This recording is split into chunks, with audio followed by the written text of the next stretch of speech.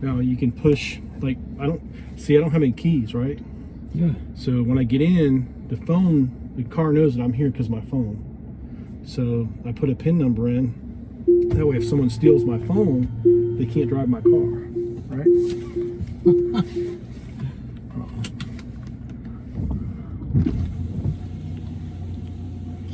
Shit on there.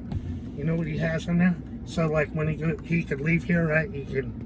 And it shows you the map, and it's just like Google Earth, right? And we saw the house. I showed him, and it shows you the house and everything. This is where he used to live, right? So he said, just go there. The car tells you how to get there, where the chargers are at, and then you can zoom. There's red spots are where the chargers are. Oh yeah. Yeah. So like there's a charger down there in Port St. Lucie, right? Mm-hmm. The car gets 300 something miles. Right. Right, so you could get down to Port St. Lucie because that's 100 stops. miles short. Yeah. And you only have to stop for like 10, 15 minutes. Charges up and go to the next one. But he could actually pull up where our house is and everything on there. It's just like Google Earth. So you go to sleep and when you're good. Almost. Not quite. But yeah, it's... No, it has things. He'll tell you about it. Yeah. But that's super fucking cool, that. Yeah, you put your address in, you'll zoom right in on your house. All right, we'll be back.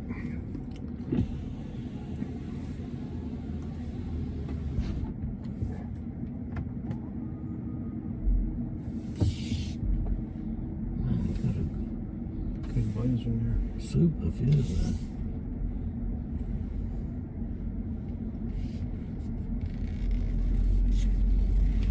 So this is the first Tesla you've been in? Yeah. And you were what? What did you do before you retired? You worked on, you were like engineer or plant engineer? Engineer with the airline. And you worked on one of the fastest planes in the world. Yeah. When we first got that thing, they parked it in Miami overnight.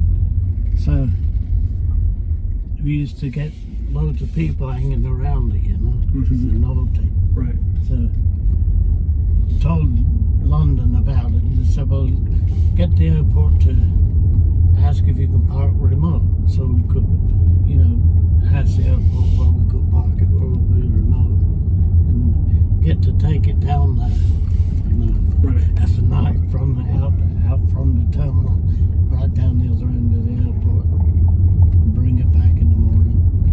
It was gorgeous. We used to cruise at 1,350 miles an hour.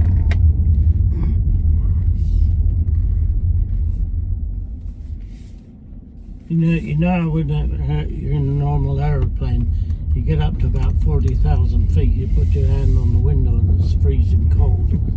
With that, put your hand on the window and it's really hot when you're cruising. Right.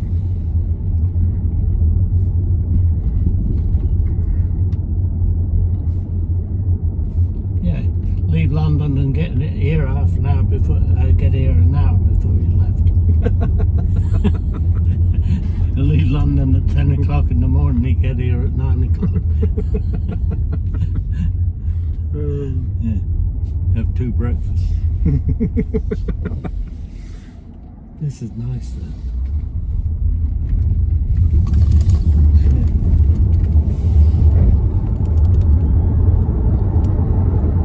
60.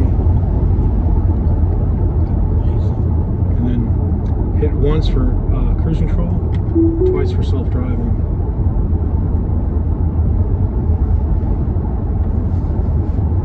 It's like autopilot, but for a car. Yeah.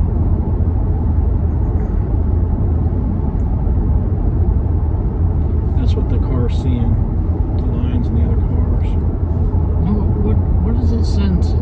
Is it sensing the white lines? Yeah, there's like 8 cameras, and basically it knows where all the lines are, the other cars. It's constantly processing. They're training it. We're training it right now. So, like they're taking so many pictures of stuff that's going on.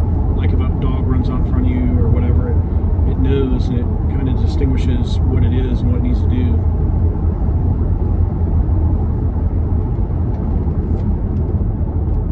So I'm not touching anything. I'm not touching nothing. You see my feet? Absolutely amazing. See, my feet aren't touching nothing.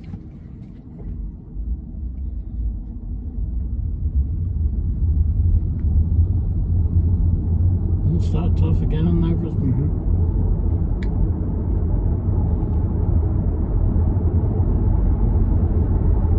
See, that's why I retired, because it was getting that. This is like the aeroplane. Yeah, so sophisticated, and like it's all software now.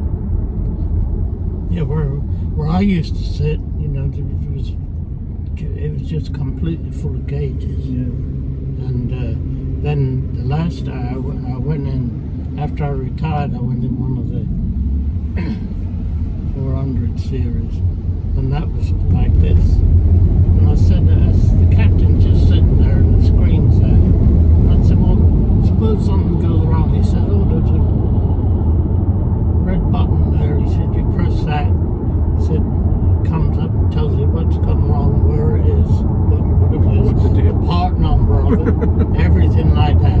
He said, and then you press this button, it sends a radio signal to London telling them that you have this trouble with the aeroplane in flight, and it comes back on the bottom, the part number of the part that needs to be replaced, the location, and it sends out a signal to where you're going to tell them that you've got this problem and have that part ready. It also sends another signal to the closest British Airways place to where you're going, and they get the same message, so the part can be there when you get there.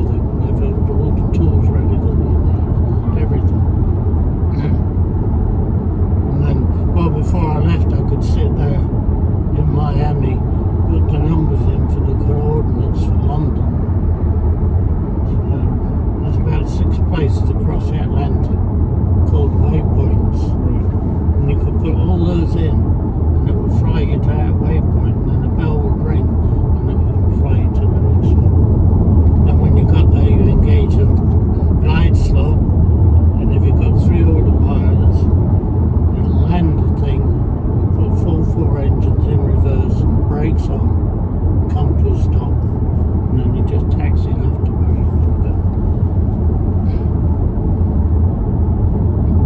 I really loved what I did. This is absolutely marvelous for a car.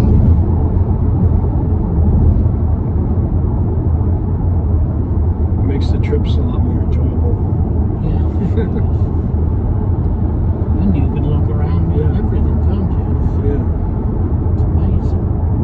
If you get distracted and someone cuts you off, it'll swerve or slow down and get out of the way. It saved me already. I was reaching down to get my phone and someone pulled out in front of me and it stopped and let that go. Yeah, kept me from getting in an accident. Amazing. And then I hydroplaned on the highway and it actually corrected itself and put it back on the road. It did it so fast I didn't even know what it was doing. You know? Yeah, slight steering corrections automatic. Yeah. And plus the electric motors can adjust the braking and the direction of the motors 100 times a second. So it can do it way faster than you can even think about doing it. So it keeps you from. They're doing the same things with semis now, so they won't jackknife anymore. It's like torque vectoring. It's amazing that they'll approve this on the road. You know, it's so reliable and they can. This is the beta package where they only released it to first it was 10,000, now it's like 100,000 people. But there's 3 million of these, but you have to make sure that the camera's watching me right now. If I take my hand off or start playing with my phone, it'll start beeping. If I don't do anything, it'll pull over and it'll shut it off and I won't be able to use that self-driving again until the next drive. So it's still under, strict surveillance. They want everybody to see it's doing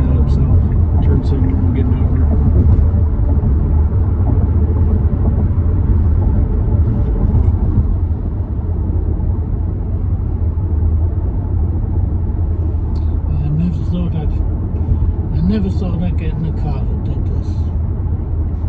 Yeah, it's cutting edge technology. They're about 5 years ahead of everybody else. Everybody's trying to catch up. They said by the end of the year it'll be safer than the average driver.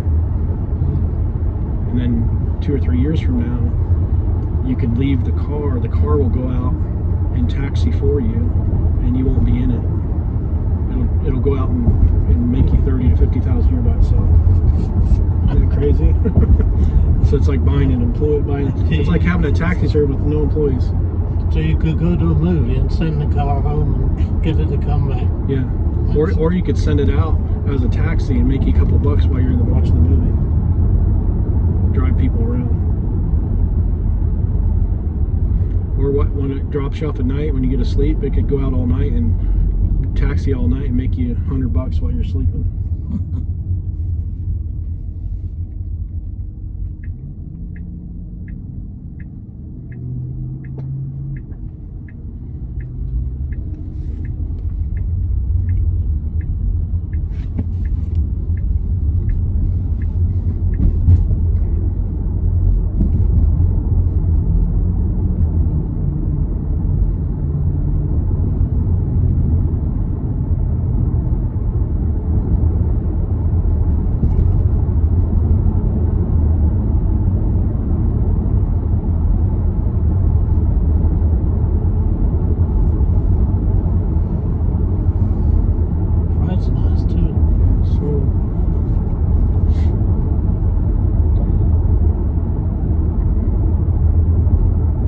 So how old were you, or when did you first drive? Like, what was your first car?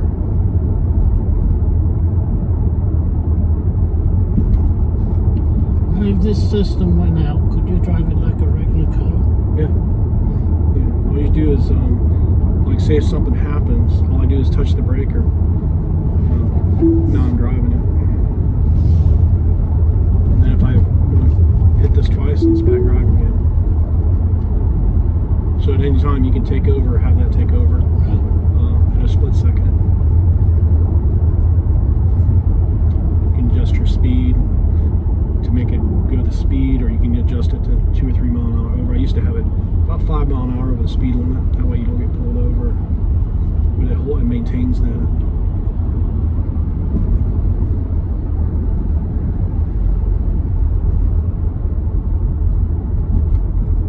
I drove it all the way to Ohio and back, and it pretty much drove almost the whole way.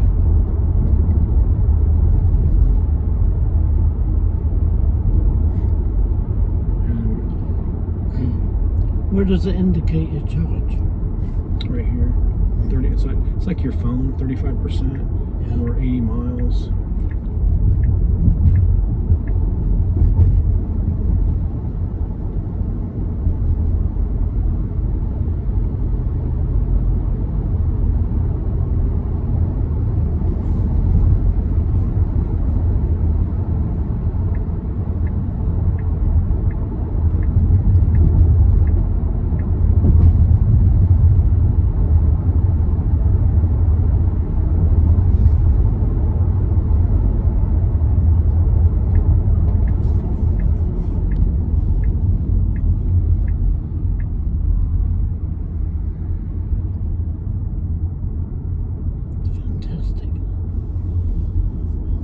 Blow your mind. So you never thought this would happen in your lifetime, huh?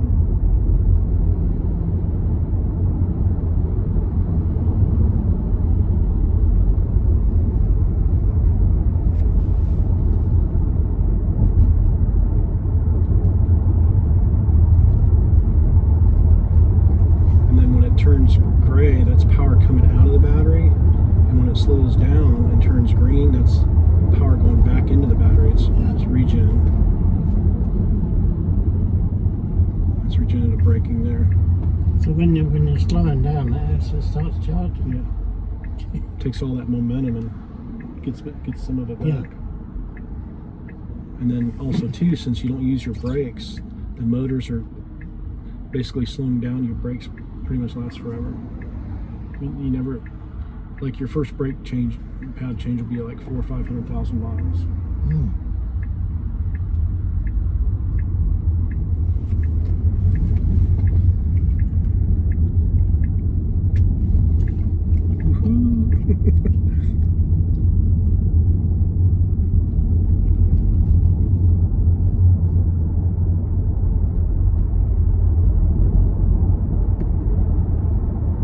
Watch it here because the lines aren't real good, so I'm gonna make sure it doesn't. Sometimes it likes to veer across.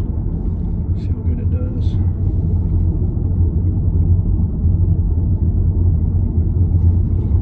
Not too bad.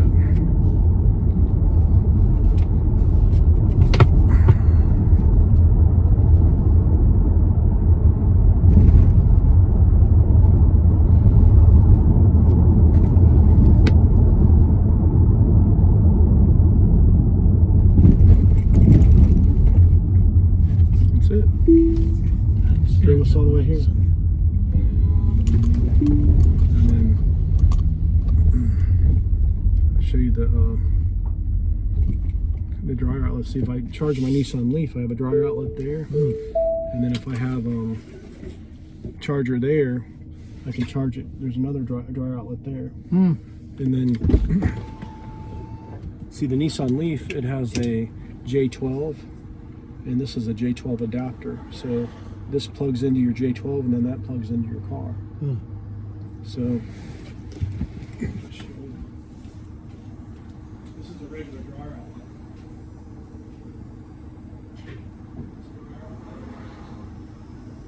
And this plug,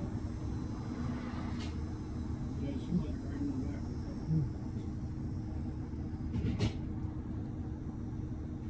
So you plug your phone in, then you plug your your car in, and in the morning you got your phone's charged, your car's charged. Car's charged and the phone's charged and everything. Yep, you're ready to go. It is amazing. And then if you see, this is my phone, so as soon as I set it in this tray, it automatically charges. So I don't have to worry about plugs or anything like that. And then when you get out, it opens everything up and backs everything off, and when you get in, once you put your code in there, everything goes back to where it originally was.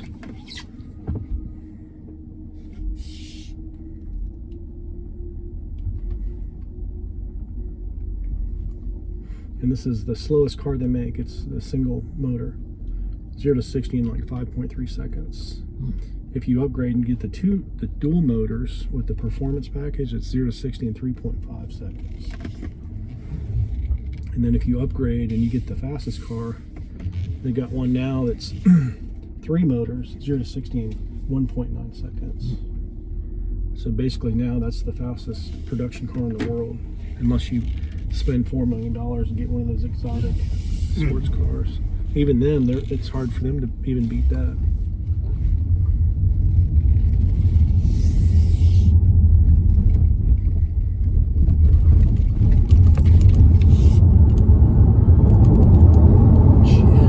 That's 70.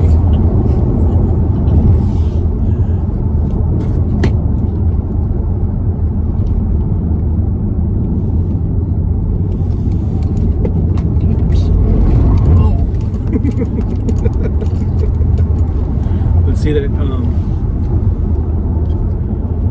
it's wet out now, but usually it doesn't even slide. It'll just go right around the corner.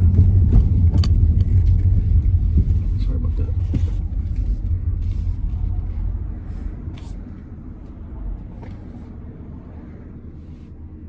Does it sense traffic lights as well?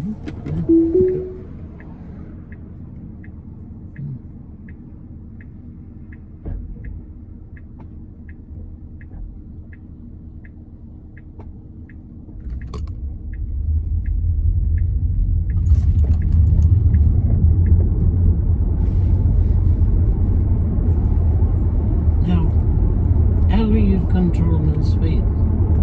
You have it set for 5 miles over the speed limit. If you want to, you can back it down a little bit, so I only go 3 mile an hour over, or I can do the exact speed limit.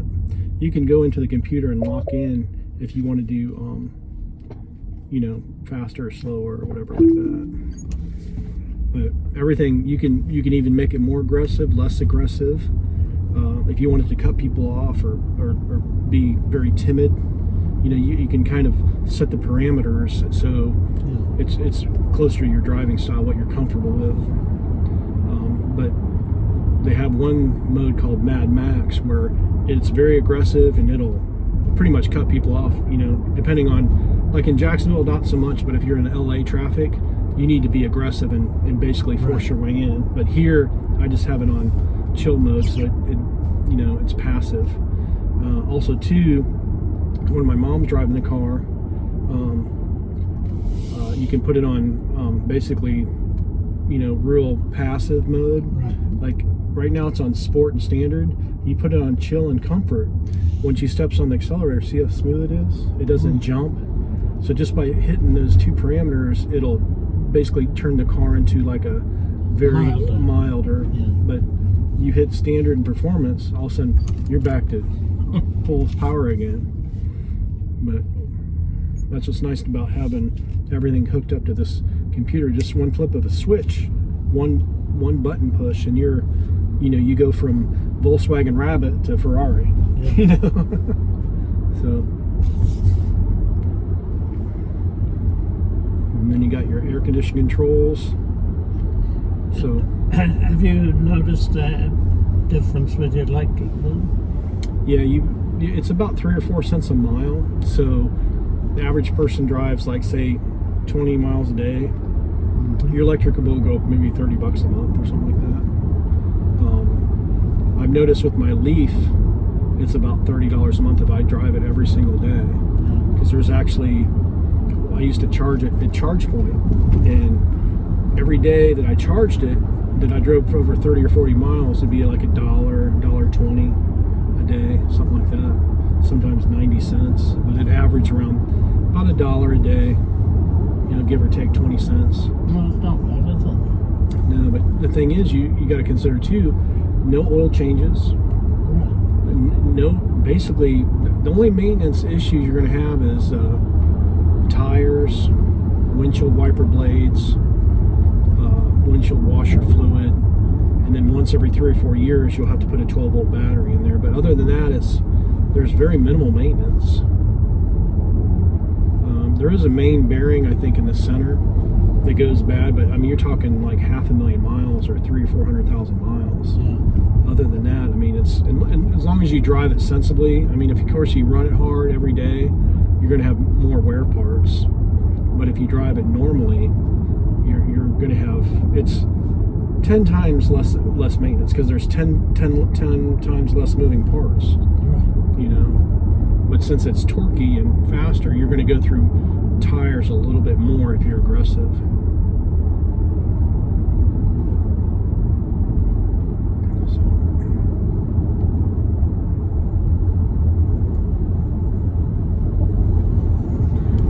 What's nice too is, like in a gas motor, you have your power band, of course, so you have to be in a certain gear at a certain speed to have that automatic take. Where in this, it doesn't matter if you're going 0, 10, 20, 30, 50, you always have a power band no matter where you're at. So if you want to be in that spot, that's your spot. No gas car is going to take that spot.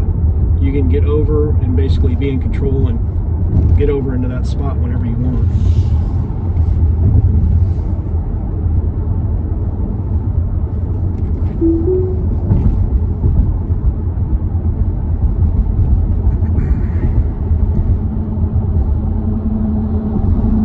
We think this is the future? Well, I'm sure it is. Yeah. I think they're a bit ahead of themselves though, because there's, you know, I think the next step will be with these, although you won't have to plug them into a charger. Every time you drive it, the charger's battery is equal to what you use them. They have one car now that it's super lightweight, and it'll go 1,000 miles on a charge. Jeez. And it's three wheels, and it has solar panels. It'll actually actually get you, if you order all the solar panels all the way from the front to back, it'll actually give you up to 40 miles a day just from the sun. Most people don't drive 40 miles a day. No. So they could almost charge it one time and then never have to charge it again. The only time they have to charge is if they're traveling a distance. Yeah. But as solar panels get more efficient, who knows, maybe in a couple years that those same solar panels can get you 100 or 150 miles a day. So Yeah, you know, right now, like in California, they're saying don't use as much electricity so that they have power to charge the cars, you know. well, the problem now is there's no way to store power. So when they turn all these generators and all these power plants on, any excess has to be basically discarded. Right. If you can somehow build enough batteries to store all that power that's not being used, that can be, reused at night. But what they're doing now is they have a network of these cars that have these huge battery packs and nobody uses them. So what they've been doing is they've been taking all the solar energy and storing it in the battery packs in the cars, and they turn that whole system, say they have 400 or 500 houses with solar panels and cars. Well, they can put those cars on the system, so every time there's a need on the grid, all those houses with all those cars can feed the grid and break down the bumps and the spikes for the power usage. And once everyone or most people have that, you're not going to have as many brownouts or blackouts, because really, honestly, this car, say like these cars go 300 or 400 miles on a charge, and someone only drives 20 or 30 miles a day, look at all the surplus power that they can store, and then they can sell back to the grid when they're not using it. And then also too, you can charge the cars at night when nobody's using power. So you're not using, you charge on off peak, and then you give back during peak to help level out, balance the grid. Yeah, so That's good. they're working on a lot of stuff. I mean, it's going to take a while to get everything worked out, but I think they're on the right track.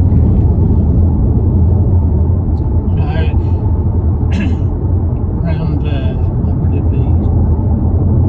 Probably about 1939, something like that. There was,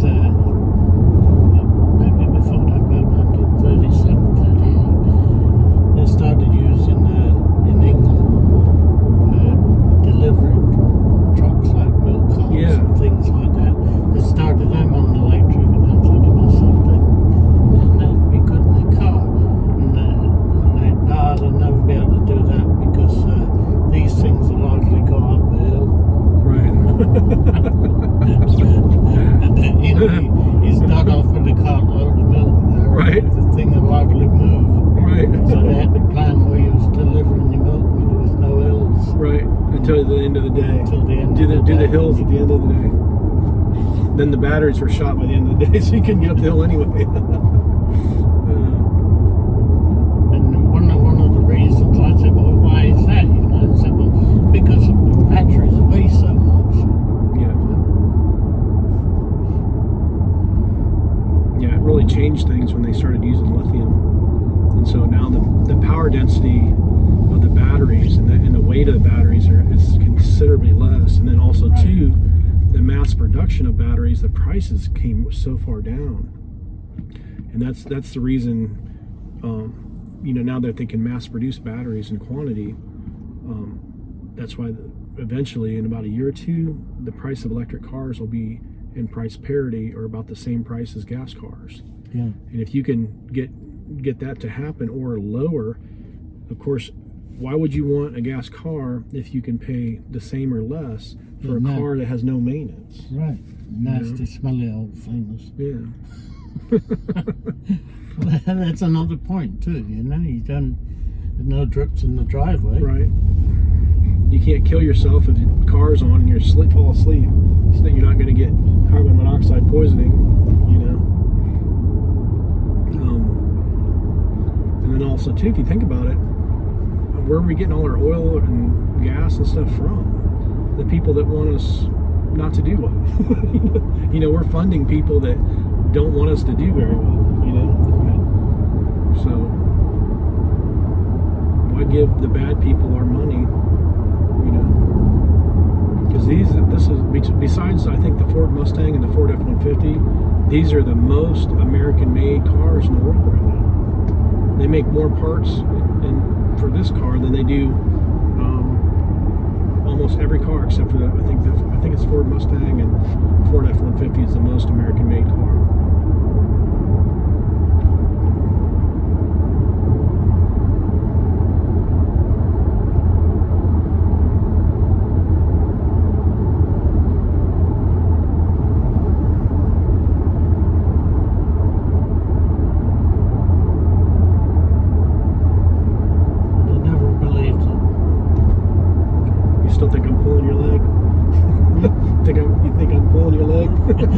It's like, all right, there's somebody under there. Who's controlling this thing? Someone's got a remote control.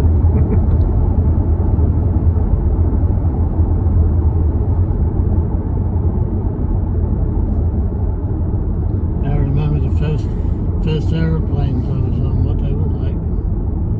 In the cockpit there, we had there was a radio section in there, and it was all glass tubes.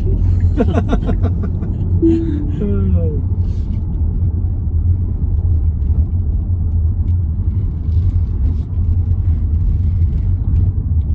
Yeah, they have the whole computer and everything's right behind the glove box, and it has 2 chips that are redundant. If one fails, the other one takes over. So what they're trying to do is, like, say somebody, you know, falls asleep or has a heart attack or something like that. That's like 1 out of what, 1 million. Well, it's supposed to be a lot safer than that. So basically, if a person fails, that computer and those chips are going to be so redundant that it's going to be 10 times safer than, you know, basically it's going to be able to drive no matter what. Yeah. Even if the first chip fails, the second one will drive.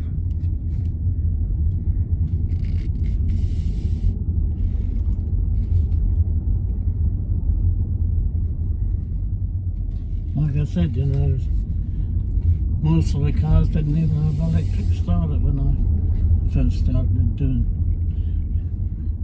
working on cars. You had to hand crank them? Hand cranker in the front, yeah. How many shoulders did that rip out?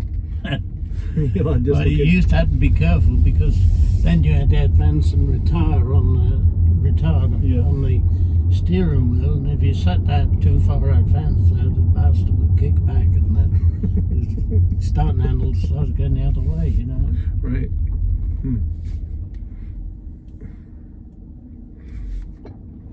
Yeah, there was no antifreeze or anything like that. If you had a car, you had to drain it out every night and fill it out in the morning. Wow.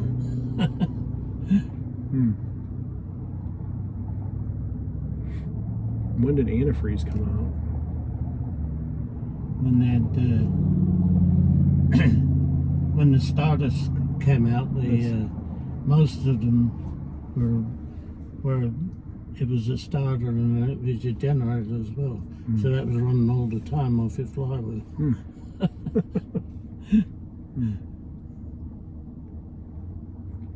You talking like Model Ts and stuff? Or? Yeah. Yeah. I'm talking about over in England. Oh, in England. What did they have over there? Oh, they had, well, the horsepower rating is different. You know, you get an 8 horsepower car, you've got something that was really going to go. Now they have lawnmowers more than that.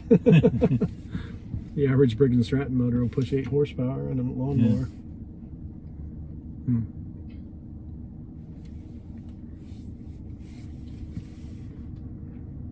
Now, after World War II, you know, they didn't use cars in England.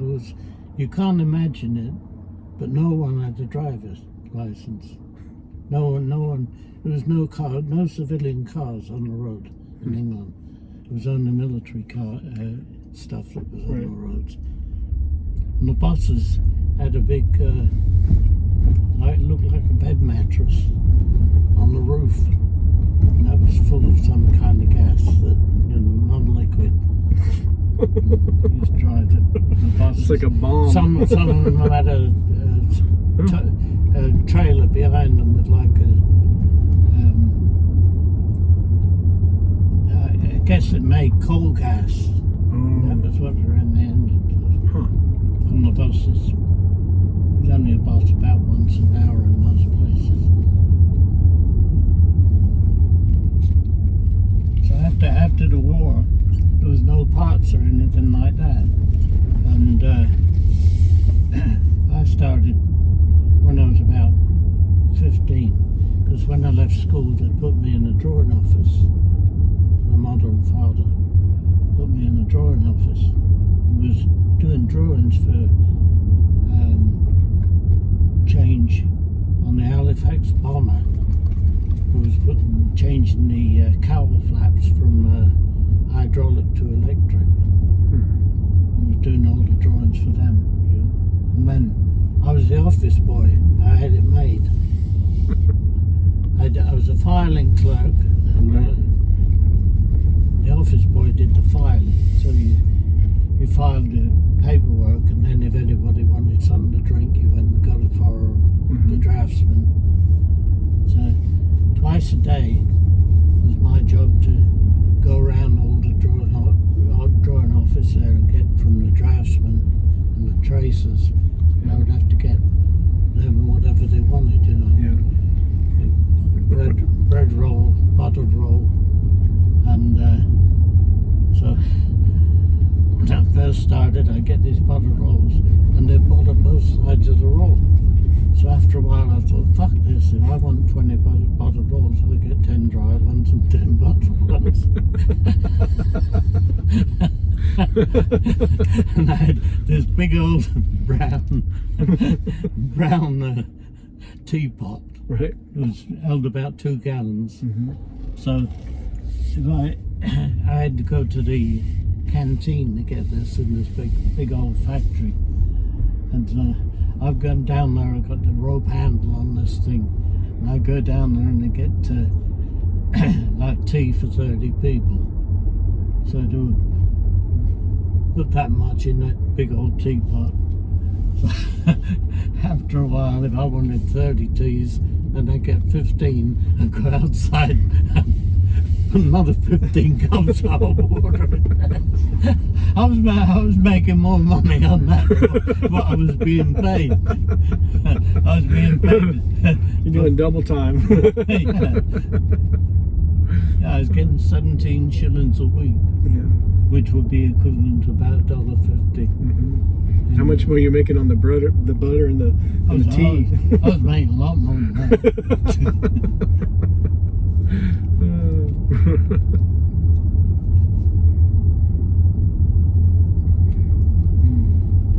This is nice.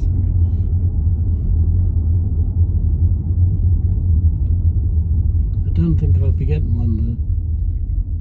They say in about 2 years you won't need one. These things will be... You're quite right. Fucking hope not. Anyway, I don't want to be like this for another 2 years.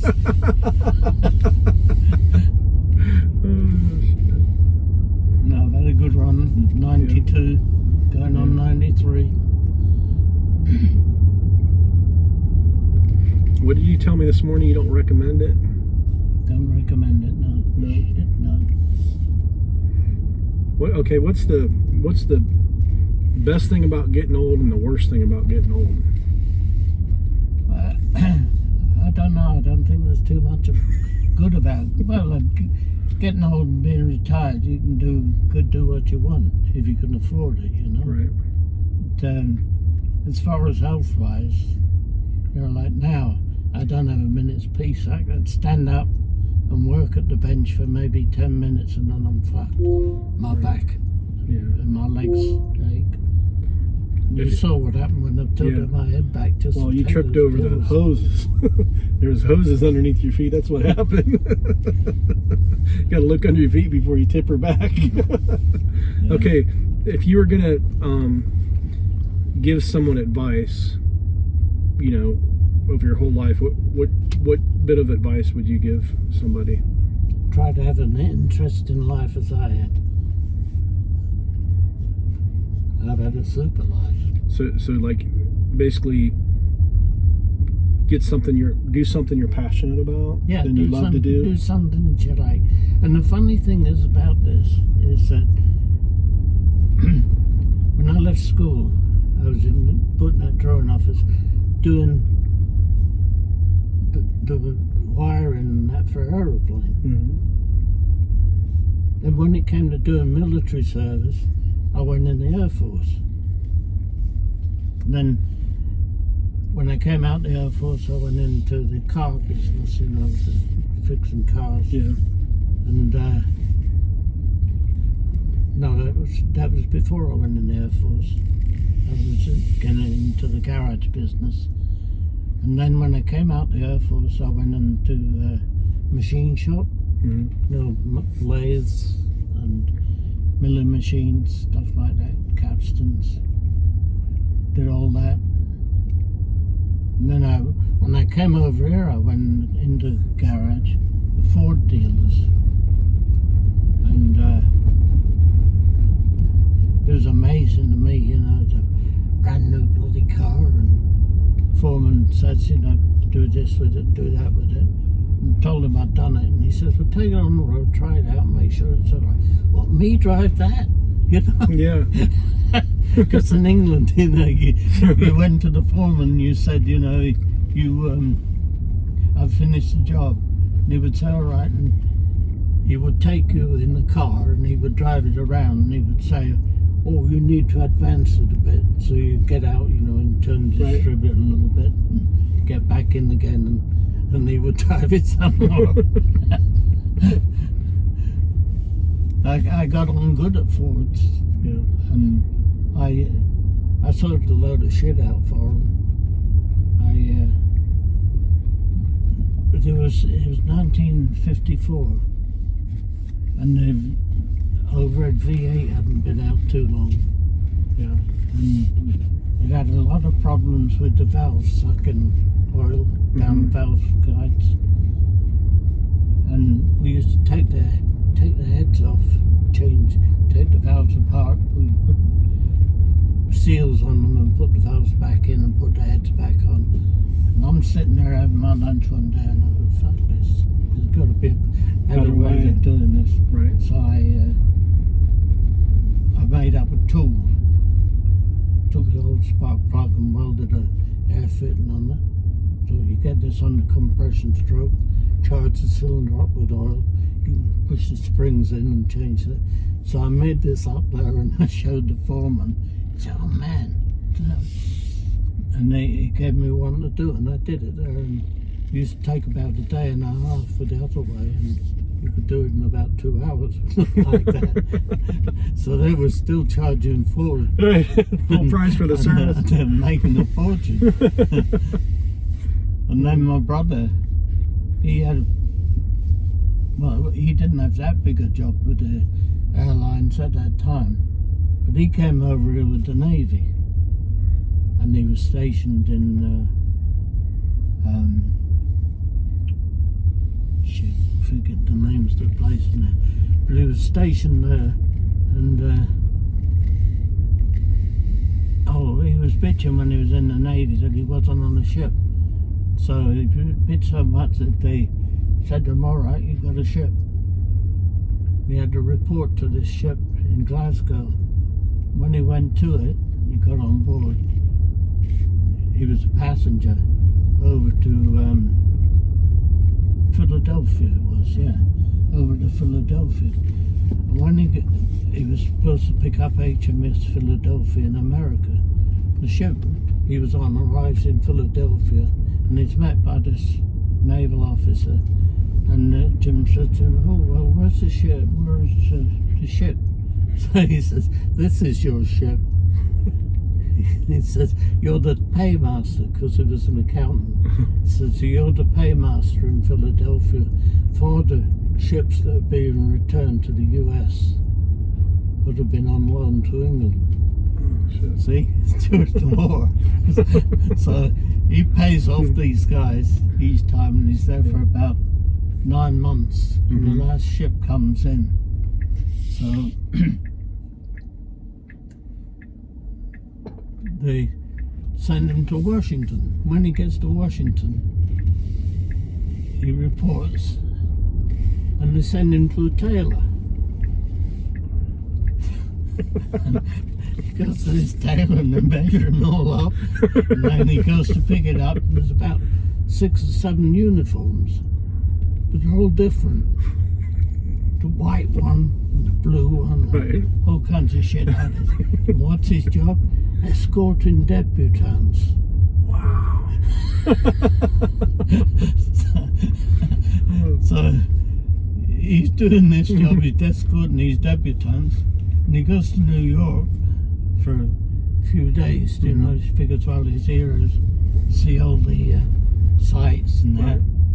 So he goes to New York and he meets this girl at a roller skating rink, and they get on well together and everything.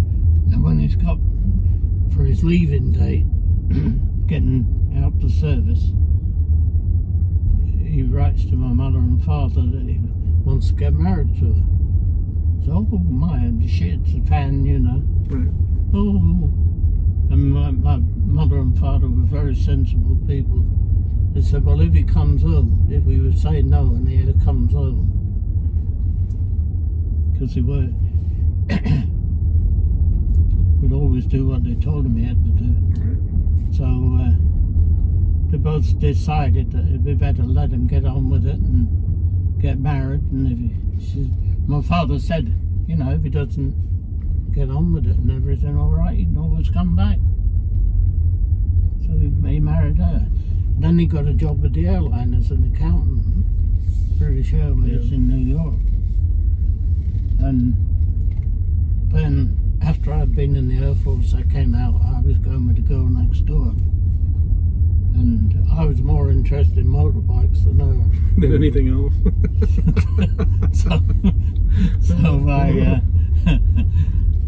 So she dumped me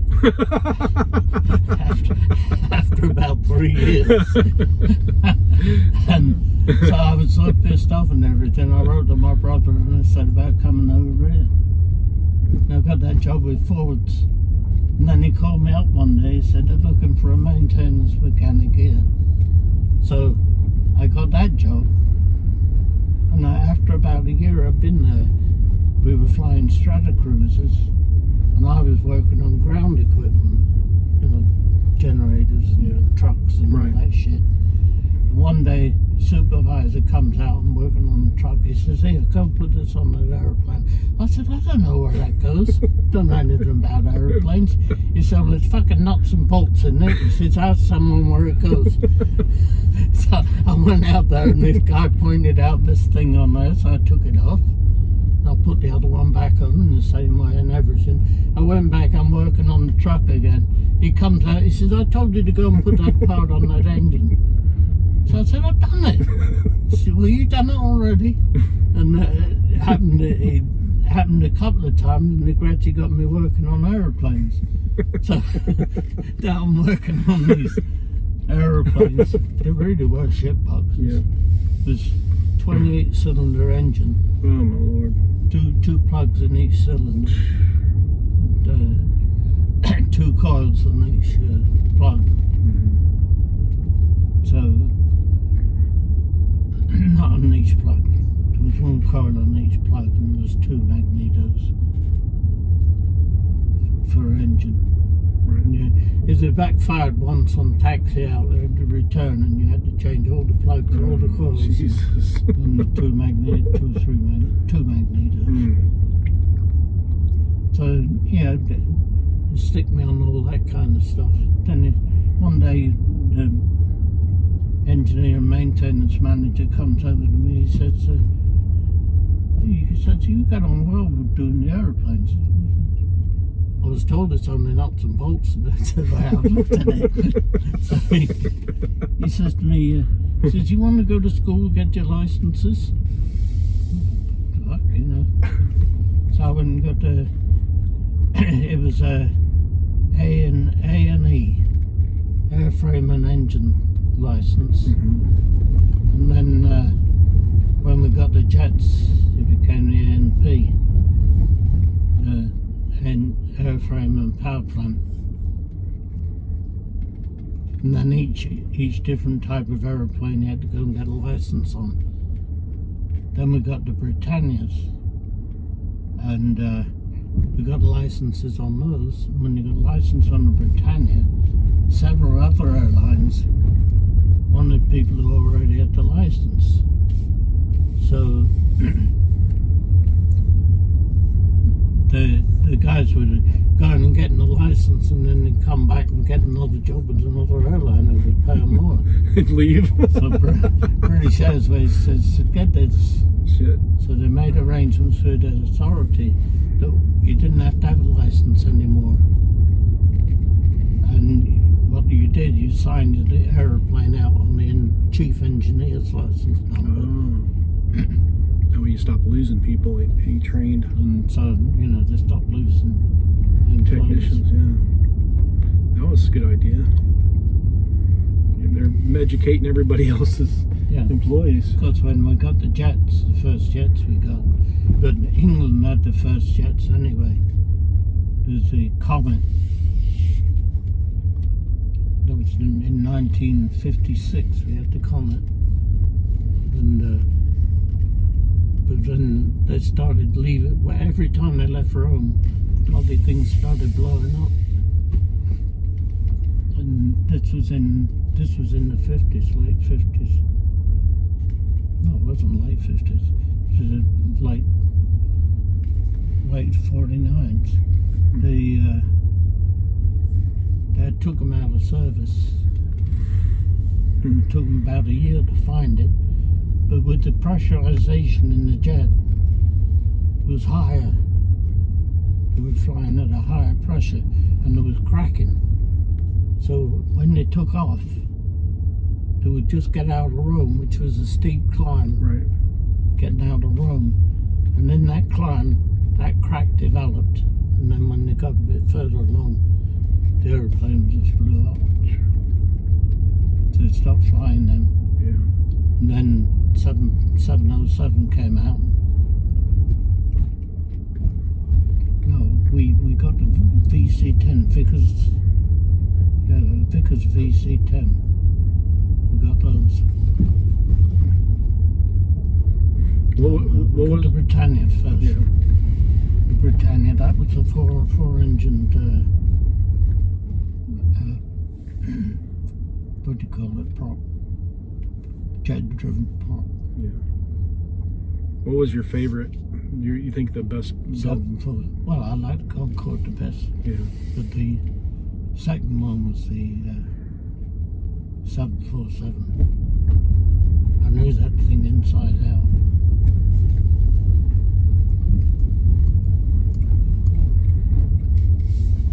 Just before I left, my job was to fly 747 to I think it was 3 times a week from Miami to Tampa, and 2 times a week from Miami to Orlando and back. Yeah. Because we were coming from London, 45 minutes in Miami, and then it was another crew would get on and take it to Tampa or Orlando. So I used to do that piece from Tampa to Orlando. I'll be up there with the crew. one time we're going up there, and I'm sitting there, and you didn't speak to the captain or anything like that, unless it was something that was necessary. Right. So I was sitting there, and we're going up there, and the captain looks out the window and he says, he said, we haven't been flying that long. He said, yeah, it's gone by very quick for me. He said, down there's down there is Tampa Bay. And the first officer looks in the book there and he says, he says, that's Lake Okeechobee. Miami, we're going up Lake Okeechobee and And then when we're coming back, looking at the clock and saying, "Oh, we've been flying." A few times it happened to me where they'd say, "Oh, we've been flying long enough now. You know, can anybody see Miami?" Oh shit! You know. Then you pick up the glycol and the thing will come in it. So they only have one serious incident there. There's a good landing in Tampa, and we lost half the rudder. Oh no. The rudder's in two sections, and we lost the top half of the rudder. So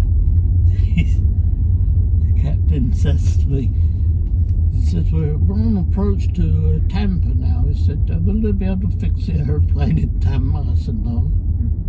He said, "Well, what can you do about it?" I said, "Go back to Miami." So radioed Miami and told them, you know, we lost the top half of the rudder. And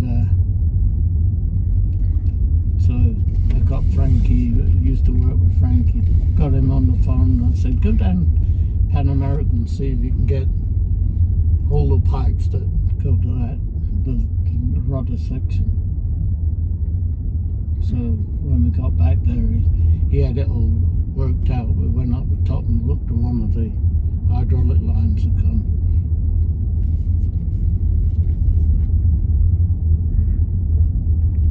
So I was able to fix that and then go. It went back to London.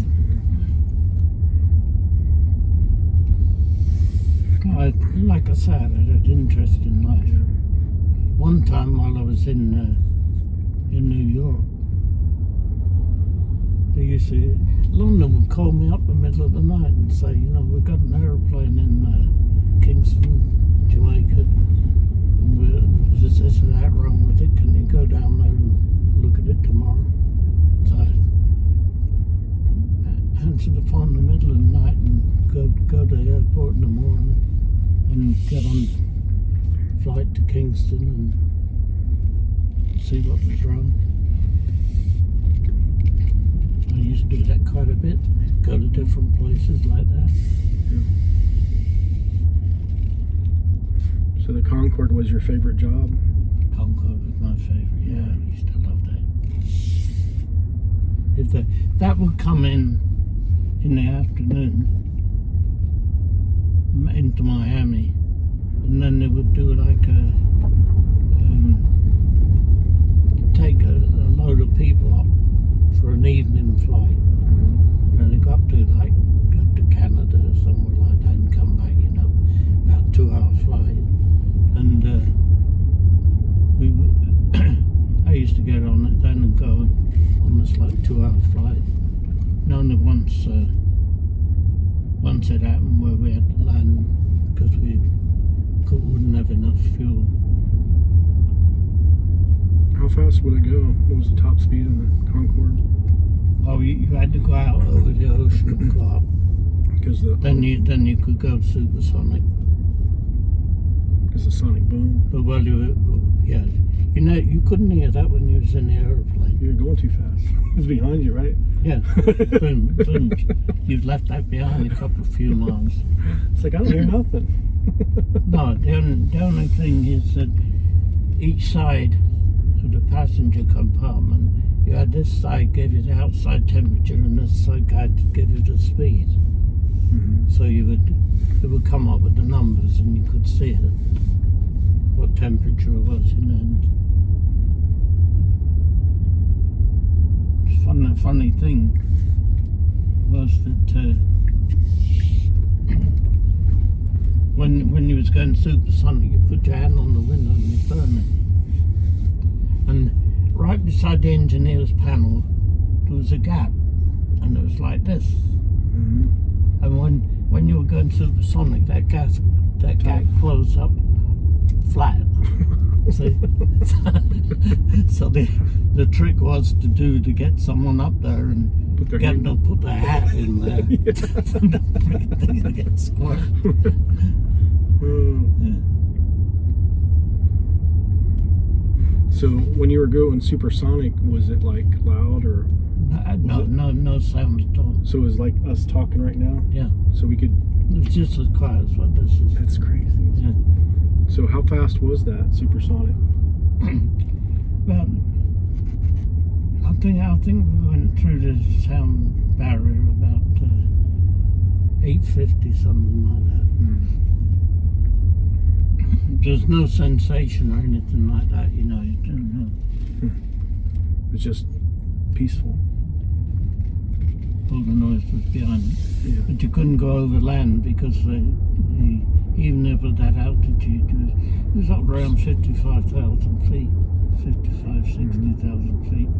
You could see everything below you. You could see, like 747 would leave Miami and we would leave about 2 hours after, go by, it looked just like that. You'd see it down there, little dot, you know.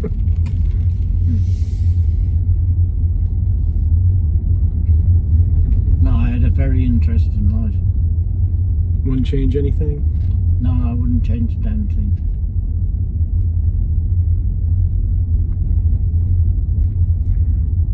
Saw the world. Australia, New Zealand, Singapore,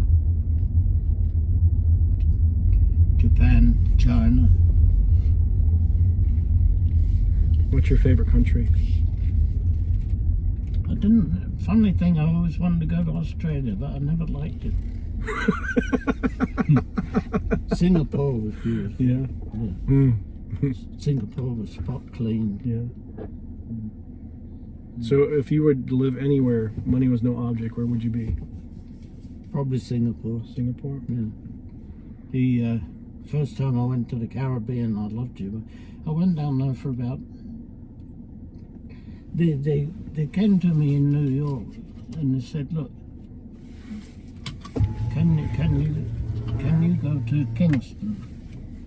So I said, "Yeah." I said, "So well, will you look at these plans and see whether you can do this job?"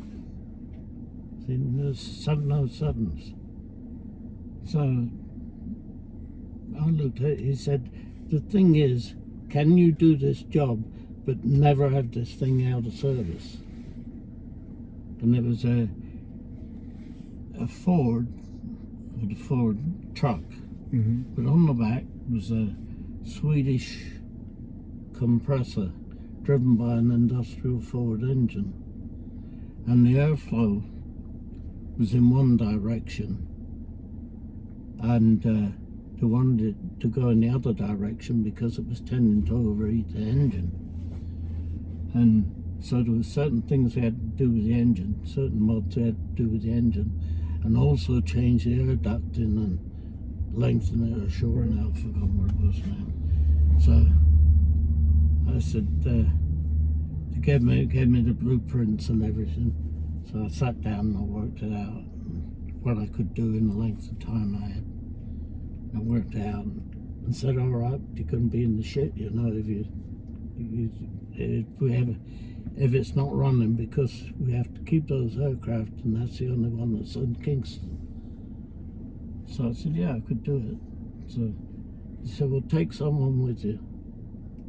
So I picked out one of the other mechanics. We went down there. We did this like we work about 4 hours during the night and maybe another 2 hours during the day. So went down there to do this. And as soon as I got there, first thing I did was to measure up, you know, different things.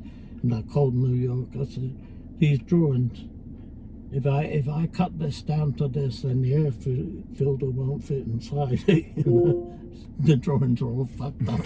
So the manager just said to me, he said, well, if you can do it, do it. He said, but you're going to be responsible for it. So I said, well, no. He said, work what hours, whatever you want. So the first thing we did, we went and got a car.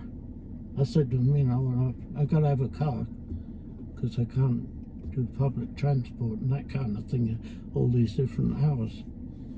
So they said, okay, get a car. So we went down and we got this Morris Minor from this place in Kingston. So we were there about a month with this thing and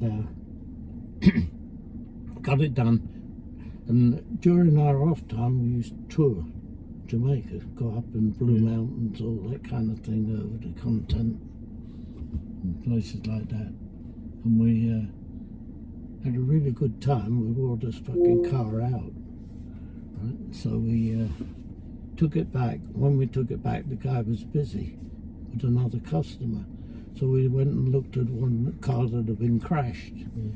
And then he comes over to us and he says to us, you know, what can I do for you? So we said, well, we bought the car. So he looks at it and he says, I can't give you very much for that. I said, what do you mean that? I said, it's your car.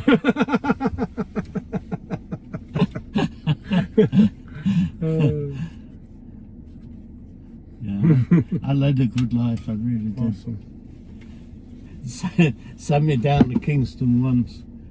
He called me up about 1 o'clock in the morning and said, we've got a VC10 in Kingston there, and the nose wheel want a telescope. So I said, can you go down there and look at it? So he said, we're gonna send another one out on the next service to Kingston. He said, so, you know, if you can't do anything with it, then change it, you know. So I went down to Kingston, got this VC10 and asked the tower, you know, when you've got runway free. So got this VC10, took it down the runway, got up to V1, lifted the nose wheel off the ground, slammed it down again. Did that about 3 times and the freaking thing wouldn't move. You know, it was collapsed. Yeah. Wouldn't move because put the maximum air pressure in it and hydraulics and everything, and it wouldn't extend. So I went to bed that night. I called London and told them, you know, gonna have to change it. Went to bed that night and called London, and I called London and told them, said it was change the one that's coming in on the next service. So I went to bed, and in Kingston there's a valley, like, and then there's a mountain.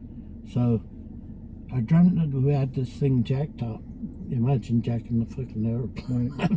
Had this thing jacked up in the air like that, so that we could take the gear off and change it. We had to do retractions on it and everything. And I dreamt that we had it up on the jack, and I looked across, and there's a storm coming across the valley, right? And the storm blows the bloody thing off the jacks. And broke the wing off. And so I got in there the next day, and we changed this landing gear, and we got it up on the jacks, of course. We go to do the checks, and I thought to myself, oh shit. And I look across the valley, and there's just like a black cloud coming. And I thought, this is it, you know, I know what's going to happen now. But it just passed, so we're all right. Yeah. The gear retracted all right. So that's what I said. It's been interesting. Yeah. Another time I had a 747, been there for about 3 or 4 days. They had a leak in the wheel well, hydraulic leak, and every time they tried to find the leak, they would. The hydraulic fluid would be compressed. It's called Skydrol, and it would be compressed and fill it up with a cloud of gas, so they couldn't do it. And they couldn't do it with the gas mask because that would get fucked up with this hydraulic. So go and look at it. So I'm sitting on the airplane going down there the next day. I thought, how the fuck am I going to find this that no one else can? And I suddenly thought to myself, I know what I'll do. So I went to the stewardess. I said, do you have any baby powder on board? So she said, yeah. I said, can I get a couple of cans for me? She says, yeah. So I went up the cockpit and radioed from, no, that wasn't Kingston, that was Barbados. I radioed from the aeroplane. I said, I have that completely washed out with Varsol. I said, air dried and leave the landing gear doors open. I said, I'm coming in on the next airplane. So I went in, got there, they'd done all that, so I went off the aeroplane and over to the 747. And I threw that baby powder all around in that wheel well. Went upstairs, I flipped the pumps like that one time, went back downstairs, changed that. Could see where it was leaking. Oh, okay. And called London and said, the service said, how can that be? You've only just got that. I said, yeah. I said, what did you do? I said, our aeroplanes talk to me.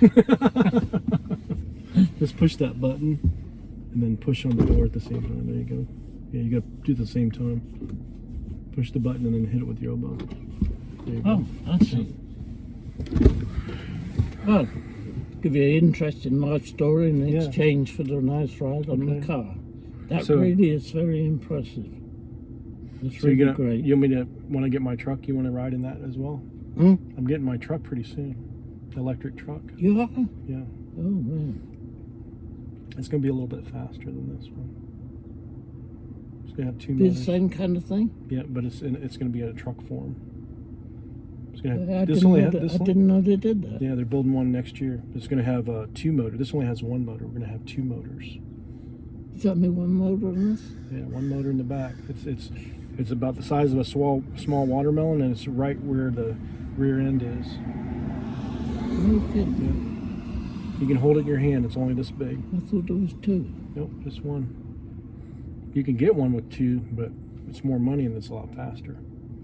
This is 0 to 60 in 5.3 seconds. If you get 2 motors, performance, it's 0 to 60 in 2.5 seconds. Hmm. And if you get 3 motors, 0 to 60 in 1.9 seconds. Racing car. Yeah. Wow. That's been very, very interesting. Good show? Yeah. Yeah. Well, thank you very much. Thank you. So you see why I've had a good life. Yeah. I really didn't want to leave, but they offered us such a good. They offered me a year and a half's basic pay, which means you didn't get any extra for flying or anything like that. Year and a half's basic pay, and hospitalisation until I went on Medicare, and free business class travel for life. Oh, that's awesome. And so I was 58 at the time. So I figured, what the heck? My wife was about 7 years older than me. And I thought, we're both in good health. Yeah, let's travel. We'll have plenty of money. Mm-hmm. And we had an apartment in London. Because we could travel for nothing. Yeah. So, let's go to London and see such a show. So we're booking a hotel, and we had our own apartment. Yeah. But in the first place, until we got the apartment, we were booking into a hotel and the tickets for the show. And we would go there, and we did it with cats. The theatre cats. We did the cats in New York, and the next night we went to in England. Did cats in England, and the next night we did it in New York to see the difference. Oh, that's good. Awesome. Great stories. Thanks, guys. We'll see you on the next one.